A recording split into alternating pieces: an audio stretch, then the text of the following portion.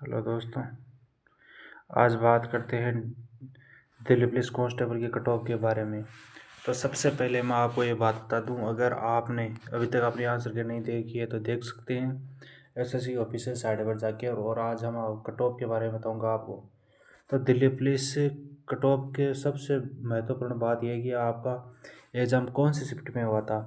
तो आप पहले तो अपनी शिफ्ट देख लीजिए, इनमें कौन सी, मैं उसे ऊपर स्क्रॉल करके दिखा देता हूँ। ये सारी शिफ्ट देख ली होंगी आपने। अब मैं आपको एक क्यों दिखा रहा हूँ, इसका रीज़न बता देता हूँ।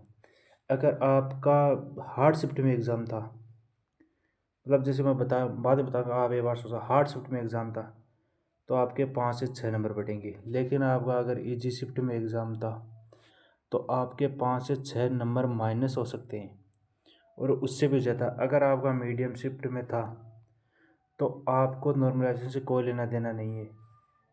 आपके रो मार्क्स ही नॉर्मलाइजेशन मार्क्स हैं, तो आपको उसे कोई लेना देना नहीं है। आप वो इग्नोर कर दे पाते, जो जो भी कहता है मार्क्स आएंगे, कोई मतलब नहीं कि आपके मार्क्स ऑलरेडी आपके मार्क्स वही रहेंगे मीडियम शिफ्ट वालों के जो एग्ज़ाम में थे।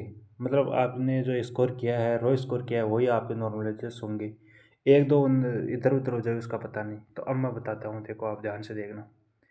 ये 1 से 15 तक शिफ्ट है, अपनी सारे ध्यान से देख लेना। ये थोड़ा धुंधला है लेकिन कर लेना एडजस्ट। ये शिफ्ट है, इनको ध्यान से देख लो आप। अगर इनमें है तो आपको बहुत फ़ायदा है। इनमें है तो आपके 5 से 6 नंबर, मैं आगे जो कटो बताऊंगा ना, उसमें आप 5 से 6 नंबर जोड़ लेना।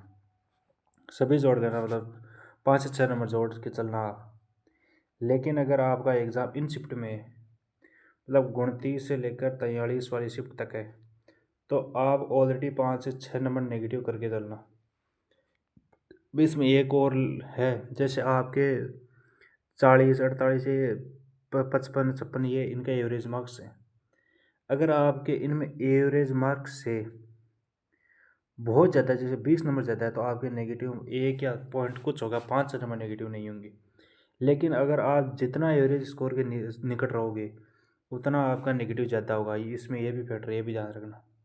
अब आपने इजी देख ली, हार्ड से ली, हार्ड देख ली, और मीडियम शिफ्ट वही है जो जैसे 15 से लेकर 29 तक है ना, वो मीडियम शिफ्ट है। उनमें नॉर्मल इसका ज़्यादा फर्क नहीं पड़ेगा। अब मैं आपको बता देता हूँ कट ऑफ। कट ऑफ में जानने से पहले आप ये देख लो, ये 2-2.5 लाख के लगभग का डाटा है।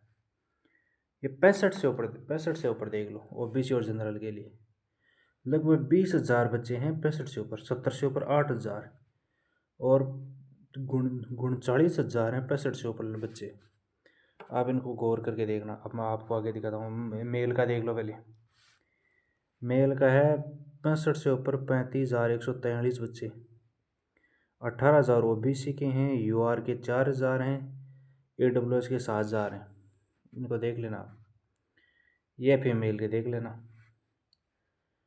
अब कट ऑफ में पिछली बार क्या हुआ था कि ओबीसी की कट ऑफ जनरल से ज़्यादा चली गई थी। उसका मेन रीज़न था ओबीसी पोस्ट देखो 258 थी पिछली बार। मतलब पोस्ट 4453 ही थी, लेकिन ओबीसी की 258 थी।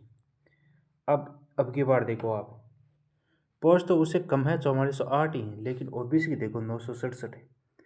तो एसएससी ने इसका इलाज निकाल लिया है कि ओबीसी कट ऑफ इस बार जनरल से ज़्यादा नहीं जाएंगी।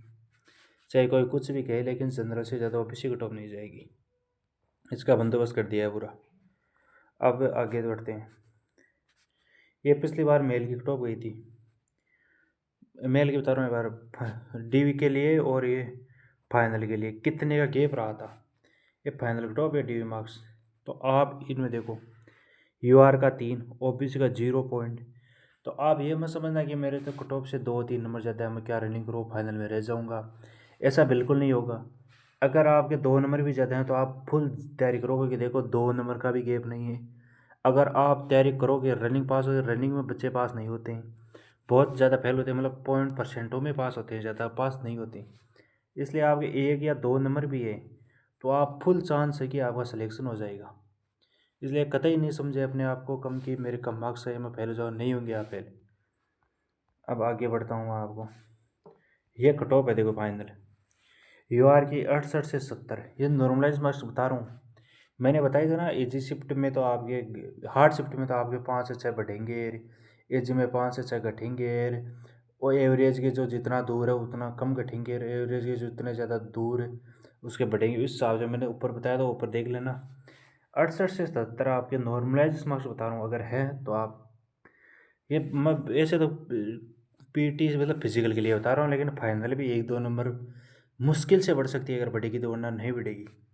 ये 66 से 68 ओबीसी की, 63 से 65 ईडब्ल्यूएस, एससी से एसटी 55 से 60, ये कन्फर्म मान के चलिए आप।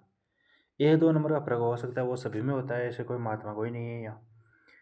अब बात करते हैं फीमेल की।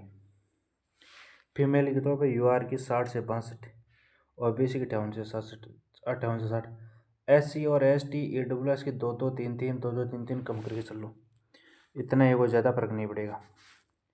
अब मैं आपको एक बात बताता हूँ, मैंने जो कट ऑफ बताई ना, अगर उसे 3-4 नंबर कम है, मतलब जैसे मैंने आपको बताया है कि इस हार्ड शिफ्ट में आपका इतना स्कोर है, एवरेज स्कोर से इतना ज़्यादा है, तो आप मतलब आप सोचेंगे कि भाई तो बहुत कम नंबर है, 70 इतने हैं, तो आप इसे बिल्कुल मत समझिए। अगर आपका हार्ड शिफ्ट में तो आपका फ़ायदा ईजी वाले से ज़्यादा होगा। अगर आपका इजी शिफ्ट में स्कोर है, आप सोचेंगे कम होंगे, तो ऐसा बिल्कुल नहीं होगा, क्योंकि आपके परसेंटाइल से बहुत ज़्यादा नंबर हैं। तो आपका 1 या 2 लास्ट नेगेटिव हो सकता है, उससे ज़्यादा नेगेटिव नहीं होगा। अब जस्ट एवरेज के पास है तो 5 से हो सकते हैं, लेकिन अगर एवरेज के पास है तो आप पास वैसे ही नहीं होने वाले। इसलिए आप घबराइए मत। अगर आपके नंबर 65 है, 65 से 70 के बीच हैं यूआर और ओबीसी में, तो आप का सिलेक्शन मान के चलिए अपना। आप फुल तैयारी करिए, किसी की मत सुनिए, कोई कट ऑफ का वीडियो मत देखिए। मैंने आपको ये बता दिया, ये बहुत हेल्प करेगा आपकी फिजिकल में तैयारी। क्या फिजिकल में कुछ लोग कहते हैं कि तेरा तो फिजिकल एग्ज़ाम निकल जाएगा, फिजिकल में फाइनल तो बाहर हो ही जाएगा। ऐसा नहीं होगा। अगर आपका फिजिकल क्लियर हो गया तो आप अपनी जॉब पक्की मान के चलिए, 1 या 2 नंबर बढ़ सकती है, इससे ज़्यादा नहीं बढ़ेगी। और वो भी बढ़ेगी तो बढ़ेगी, वरना वो भी नहीं बढ़ेगी। चैनल को सब्सक्राइब कर दे और लोगों को शेयर करें, और ज़्यादा से ज़्यादा शेयर करें। धन्यवाद। जय हिंद, जय भारत।